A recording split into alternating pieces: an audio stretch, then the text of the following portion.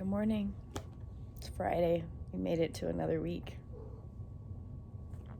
Yes, Astra, we did. So today's card is number 24. New birth, guarded vigilantly. And you're going to laugh at me because I thought the first time this said vigilante and I was very confused. Guarded vigilantly. New birth. And there's a couple things about this card. There's a butterfly, and there's a new green thing right there. I love what she wrote in her book about this. In every creative process, in every birth, in every opening of a new cycle, there's a time of vulnerability. That is true. This vulnerability is natural and appropriate. It is the full learning to become steady on its legs. Those legs will become remarkably powerful in time, but the process of growth and maturity has to take place, and that requires some wobbly first attempts. Within you, perhaps even below the level of conscious awareness, there is a new life emerging like a vibrant green shoot rising up from the earth. This new life is in need of your attention and your care. It could be a new idea that you need to nurture into fullness because it's going to hold special purpose in your life. It might be something within you, like a new behavior or a new way of looking at yourself, that you need to tend to until it becomes more natural for you to embody. You must pay attention to the new life emerging for you now, or that you will soon sense. You must not be careless and think that it doesn't matter. It matters greatly. Being careless now is akin to killing off the idea before it has a chance to grow enough to withstand criticism, jealousy, sabotage, or dark consciousness in others or yourself. We don't have to be frightened of destructive energy. It exists in nature and in us. It's a part of life. However, we do need to be intelligent to its potential power and stay centered in our heart. I'll start that again. We do, however, need to be intelligent to its potential power and stay centered in our heart and in our wisdom to avoid its ill effect upon that which we are nurturing into life. Hug your ideas to yourself as though they were a new lover you cannot bear to share with another. And at the time, the world will see... In time, the world will be the lover receiving the love of your idea. For now, it is yours to love and for you to hold and for you to observe. Only allow those proven to be trustworthy to support you in this, those who can handle the frequency or the vibration of what you are seeking to nurture. Some may love you, but be frightened of what you are creating. Stay true to yourself and your creative power and be wise to whom you invite into your inner sanctum to witness this new life emerging.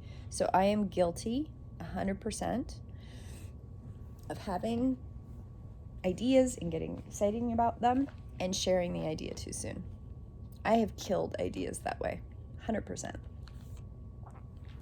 And not because I did anything bad, right? But because I let my enthusiasm and my excitement to carry me away and I let other people's energy in too soon and it killed it.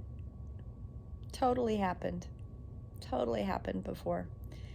It's happened actually more times than I care to admit, and I know this. So I've been really careful in the last couple years, well, more in the last year or so, that some of the things that I have ideas about, I only share with 1 or 2 people, maybe 3, because doubt and skepticism and worry and other people's fear can get in the way of the things that I want, these ideas, these things I want to nurture. And I think that it's normal that people fear things. They fear change. That's normal. So I think this card is pretty poignant and important for me anyway, because it's just telling me again that I need to hold some of my ideas closer to myself for a while before I get so enthusiastic I share the idea with the world.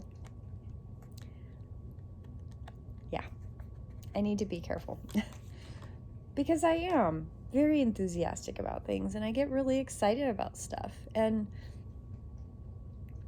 I like to share things. I like to share everything. I am very much an open book. I love to share things. I get very excited and I find joy in so much in life. And even when things are hard, I can find joy. I can find hope. I can find the light in the shadow. I've always been that way. I would not have survived through my life if I hadn't been this way. This is who I am. And the earth manifestation living here in this flesh sack, in this place and time, it is challenging to fight the negativity sometimes. It's challenging to have an idea or be enthusiastic about something and you share it with someone and all you get is, "That's not realistic. Have you thought about all the negative things?" You know? Yeah, really, totally gotten that. God, I remember, that brings up a memory. Whoa. I don't know, I think I was in junior high school, and I was so excited about something. I don't even remember what I was excited about. I wasn't driving yet, I know that. But I was so excited about something. And I told my mother, oh my goodness, that was a terrible mistake. Told my mother, and all I got was negative. Have you thought about this? Have you thought about that? Oh, it was just awful. And I remember being so excited and then being so sad and so disappointed and so heartbroken. And at the end being told, well, I guess you can. Go ahead and try it. But it won't be successful. It's here's your permission to go ahead and have light and love and be enthusiastic about it, but I'm not going to support you and I can see all the holes in your idea. It was awful to grow up with that. It was just awful. It was just awful. And my whole adult life since then, I try so hard to not do that to other people. And I try so hard to reframe things like, well, that's a really good idea. Have you thought about these other things? That's really good. Let's look at it from this perspective. Trying to give people light back instead of negativity. Because ideas have power and they can bring such joy and they can bring movement and change is so important. And they can bring peace and love and connection and community. Ideas are powerful things and they're beautiful. And every idea is a new birth into the universe. Every idea is a gift from our guides. There's a gift from our blueprint. It's a gift from how we're connected into the universe. I had this. So there's a poem by Khalil Gibran. I know I mention it all the time. It's called The Prophet. I love this poem.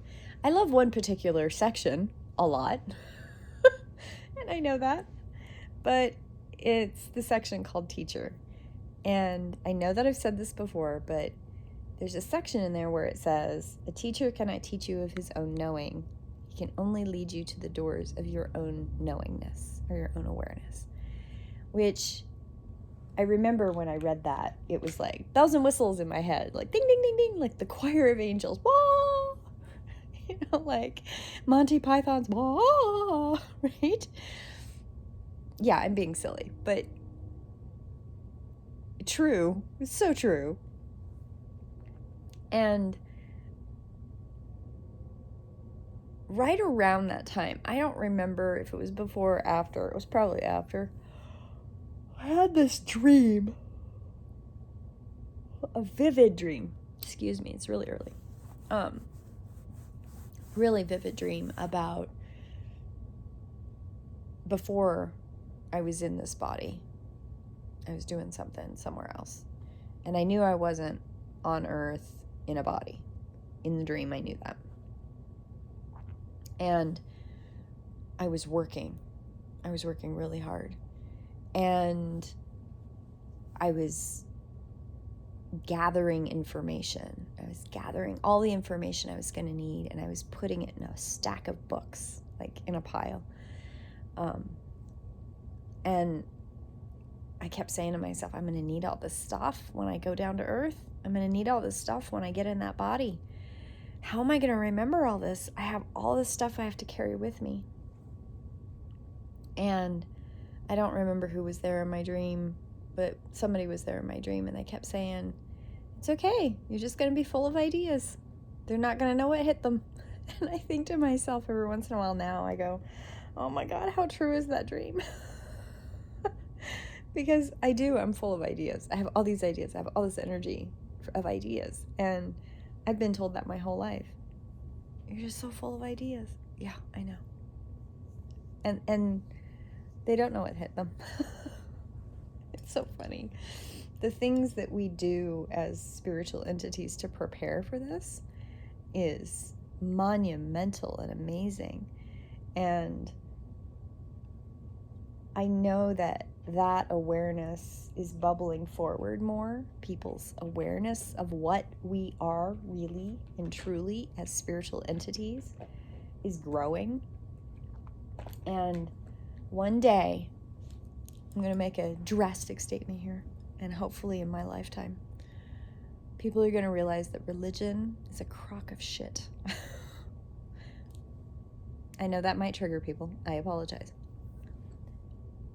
Organized religion is a scam, and it's a cult, ultimately, because it's trying to control you. It's trying to get you to behave within a structure.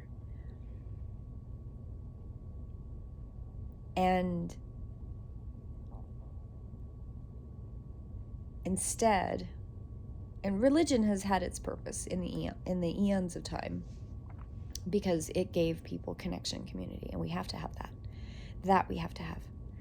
And if you have to create a religion or whatever to create community, okay. But allow people's spiritual identity to themselves. Give them all the tools. Don't couch it in you can only eat food a certain way, or you can only dress a certain way, or this is the only book in the world you can read and believe in. Oh my God.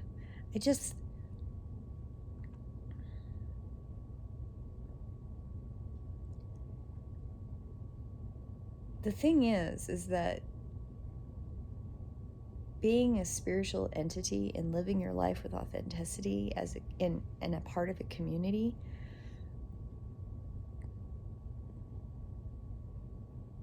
doesn't have to be a religion. It's a way of life. It's how you breathe. It's how you interact with people. It's how you connect. We are infinite spiritual entities. We are living in a body that runs via electricity and water. And our bodies are different than bodies in other places in the universe. And yet we are similar to some bodies in the universe. We are Earth people and star people, and we are just complex, and we have a complex history. And I love studying philosophy and religious philosophy, and I love studying all these things, but I also know that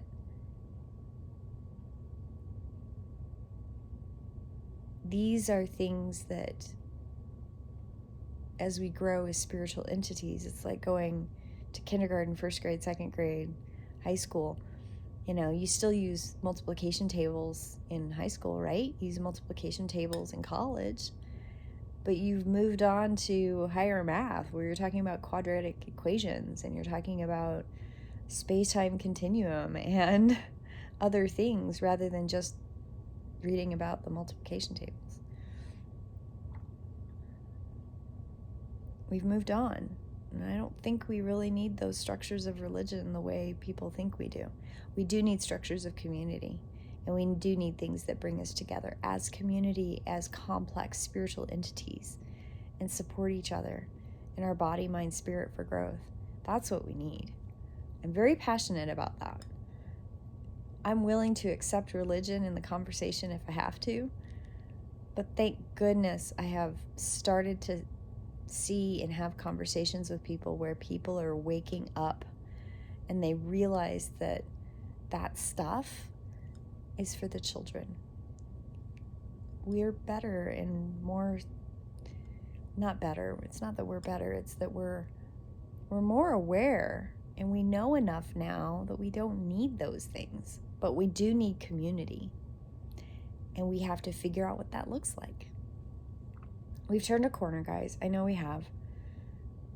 And in that turning of the corner, it means those that are afraid and trapped and don't want to turn the corner with the rest of us, they get more and more afraid, and they get more and more angry, and they lash out.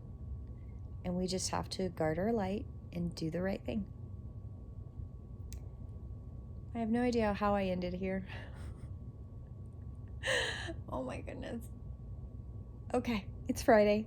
Have a wonderful weekend, guys, and I will see you next week in prayer. Blessed be.